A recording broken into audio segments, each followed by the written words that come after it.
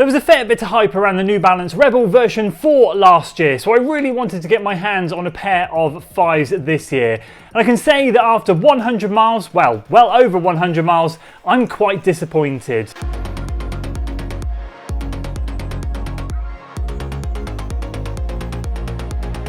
So welcome back to another long-term shoe review. New Balance Rebel version 5 after 100 miles. It's not all doom and gloom, but it's definitely not lived up to what I'd hoped it would do. So what we'll do, as with all long-term shoe reviews, we'll be going through the wear and tear, most importantly how I've been using them, and then give you an update as to whether I feel like I'm going to be using these moving forwards. Just a reminder, I purchased these shoes with my own money, and just a mileage update, they're on around about 118 miles so far. Just very quickly to give you guys a little bit of context, there was a lot of hype around this shoe last year, the version 4. I was currently testing back then the Hoka Max 6. What a shoe that was, got that one to 400 miles, which I definitely think I'm not going to be able to do with this one. And a lot of people were saying to me, Andy, if you love the Max 6, then you'll definitely love the Rebel. And a lot of you were also saying if you've got the Max 6, you don't need the Rebel because they're both very similar shoes, which I can kind of see where you're coming from with that. But I can safely say that having tested this now up to 180 miles, I do prefer my Max 6 by quite a bit. So just for a bit of context, we'll get more into that later. Wear and tear wise, let's kickstart with the upper. It's holding up really well. You don't expect to see anything going on after 100 miles or 118 in this case.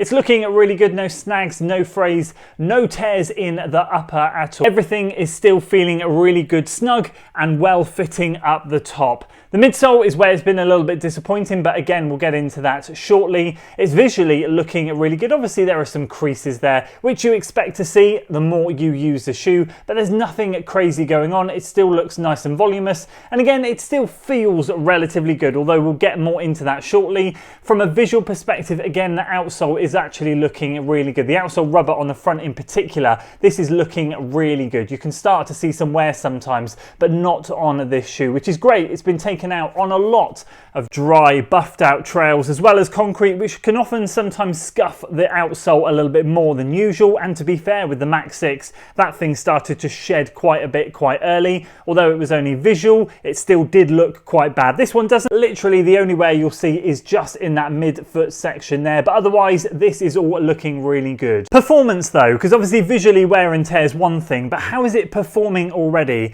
Well, I was really excited when I got my foot into the shoe early days, and it felt really good, very soft. The first run in this shoe was indeed a relaxed workout in and around marathon effort, or just shy of that. And I straight away said to you guys, this isn't a shoe that I would take for a workout. It's definitely an easy day shoe. I was hoping for a little bit more from the shoe, but what the shoe gave me was comfort in abundance, really good cushioning and very soft, but not a lot of pop, not a lot of spring back, no responsiveness as you go through your stride. And I'll be honest with you, that has become even more apparent as we've gone on. And I would also say that it has got a little bit softer, and what little pop it did have, which wasn't a lot, seems to have completely disappeared anyway. So it really does kind of feel like right now, especially nearer as I got to 100 miles and now beyond, I very much feel like I'm running on mush. It feels very comfortable, very soft, but it really is lifeless in the sense of when you do go through that foot strike, you are just doing 100% of the work. I felt like in the Max 6, and this is why I wanted to make that comparison, a lot of you guys said they're very similar. I felt like the Max 6 midsole foam, the supercritical EVA that Hoka used in that, it was a lot more responsive. You could get going in those more relaxed marathon style effort workouts.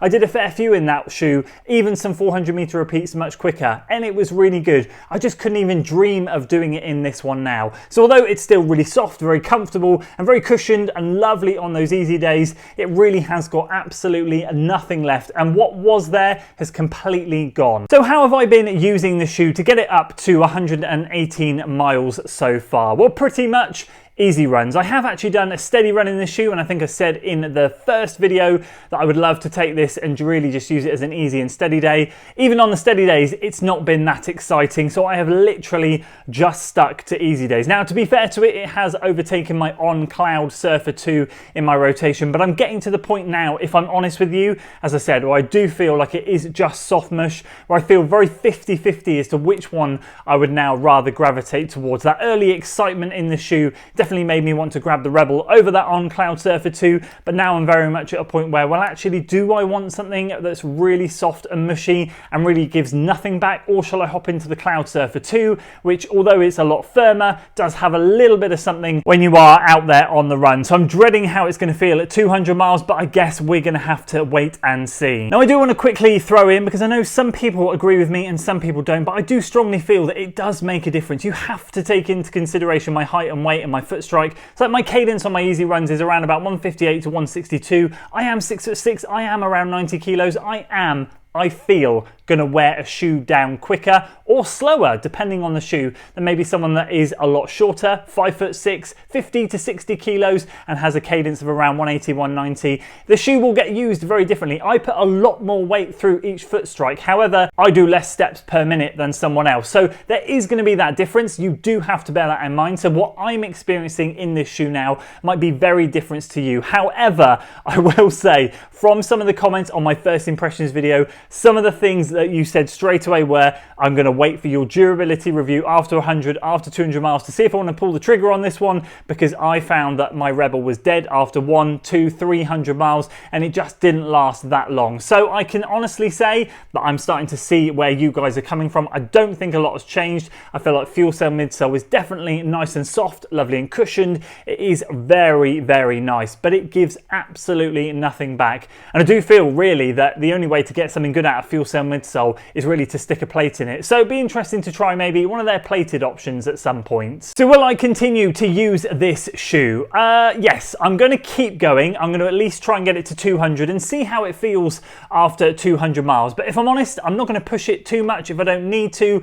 What I've really appreciated about this shoe is the width of the shoe, the width of the base of the shoe. I've enjoyed that, and for a wider footed person, I do feel like it gives me a little bit more stability maybe than some of the other shoes that are a little bit thin. I do like a thinner base shoe for the speed work. I feel like it feels faster and it feels really good. I'm certainly not anti it in this setup for those easy days, and I found the general structure to the shoe to be a really solid 8 to 9 out of 10. It's just, I think, that midsole that's letting it down. It's got all the components there to be really good, but I just feel like it's deteriorating just a little bit too quickly, and it really will be interesting to see what it's like at 200. But yes, I'm going to carry on. There's no intention to slow down right now. I'll get it to 200 and we'll see where we go from there. So where does it rank in my current easy day shoe list of trainers that I've tested over recent times? Well, of course, the Evo SL, I love to do easy runs in that shoe. A lot of people don't, which is fair enough, but I do. I really have to force myself to stop using that shoe, which is why I've got this in the On Cloud Surfer 2 in my rotation. Otherwise, I think I'd never pull myself out of the Evo SL. But that shoe aside, over recent shoes that I've tested, I've got to say I would pick up a pair of Max 6, and I know they're on the summer discount right now on the Sports Shoes website. So again, they're going to be cheaper than this and they'll last you longer, or I think they're going to last you longer. Even the Nova Blast 5 I think was more enjoyable. Yes, it did go flat for me relatively early. I did get 300 miles out of them. To be honest with you, it was around the 150 to 200 mark where they became a bit dead. This one seems to be going that way a little bit earlier, although I will say it's not lost any of the softness. It really just has lost that 1% of pop that it did have. Even the On Cloud Surfer 2, as I said, I'd be very 50-50 now as to which one I would gravitate towards. And quite honestly, from looking at the early reviews of the Puma Velocity 4, which the 3 and the 2 I've tested, and they were good shoes in my opinion, not necessarily great, but good. And now the 4 has had a big update with the midsole, with the fact that it's a full Puma midsole, not to mention the fact that their bigger recent stack shoe, is it the Magnify Nitro 4 or whatever that one is, they're just doing really good things and they are getting rave reviews. So my question to you guys is, why would you go for something like this when you've got shoes like that on the market? So sadly, not the 5-star review I was hoping to deliver. It's still going well. I'll still keep using it. It's just not as exciting as I'd hoped after those initial few runs. And it's definitely experiencing a little bit of deterioration. We'll have to see what happens at 200 miles. I'd love to hear from you guys. Have you picked up the Rebel? Because I know this colorway was released back on July the 1st. However, I know the other colorways, the red one I think, was released much earlier than this one. So I'm sure a few of you out there have got more miles in it or kilometers than I have. So if you have, please do drop a comment below. Let me know how it's holding up for you. Hopefully it's doing all right for you, and maybe this is just something that I'm experiencing on my own. Otherwise, if you share my thoughts, then I think we all know what direction this shoe is going. It'd be great to hear from you down in the comments below how you're getting on with it. And if you're interested in seeing how this shoe stacks up against some of its competitors in a bit more detail, do check out this video up here where I compared a lot of the recent daily trainers that I've tested all against each other. Or if you're interested in seeing more shoe content, check out this video down here where I took the Puma Farstar Nitro Elite 3 for its second race at the Frampton 10K and got a course PB. What a shoe that one is. I'll see you guys over there.